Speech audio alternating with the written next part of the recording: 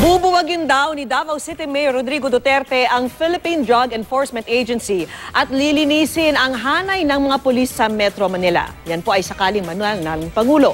Nakatutok si Dano Tingkungko. Sa mga kaalyadong lokal na opisyal ng Davao Oriental, nakipagpulong si PDP Standard Bearer Rodrigo Duterte sa Davao City kagabi.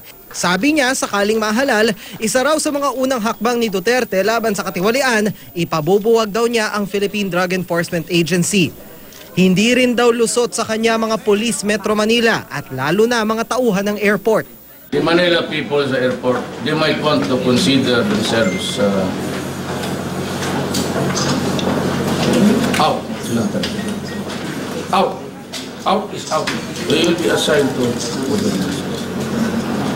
the whole of the contingent. Wala ko isa. Kaya disbanded, contaminated with corruption. Wala'y performance sa mga police sa Manila. They have to be dealt with harshly. They have a chance to correct what ails this country. Pero hinayaan talaga nila. Wala rin daw tiwala si Duterte sa mga computerized na proseso, kaya raw pag siya naging Pangulo, ayaw ko nang mag-linya ang Pilipinas. Nakaka-clearance, kapit ka, nagbok. Ayaw ko yung computer kasi pati yung polis, balik kayo sa nagbok. Di mo kumusuwat. Ang computer yung notifikasyon na. I-erase, madali yan, change the... Balik kayo sa manual, lahat.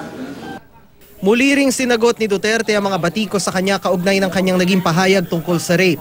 Tila di raw alam ng mga kritiko niya na maraming programa ang lungsod ng Davao para sa mga babae at sa mga biktima ng pang-aabuso sa ilalim ng kanilang Integrated Gender and Development Office o IGDO. Kayong mga Gabriela, you are the jokers.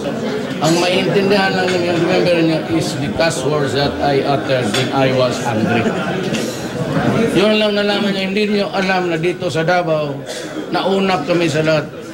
May IGDO kami. The Office of the Mayor provides lawyers for women who are victims of battered.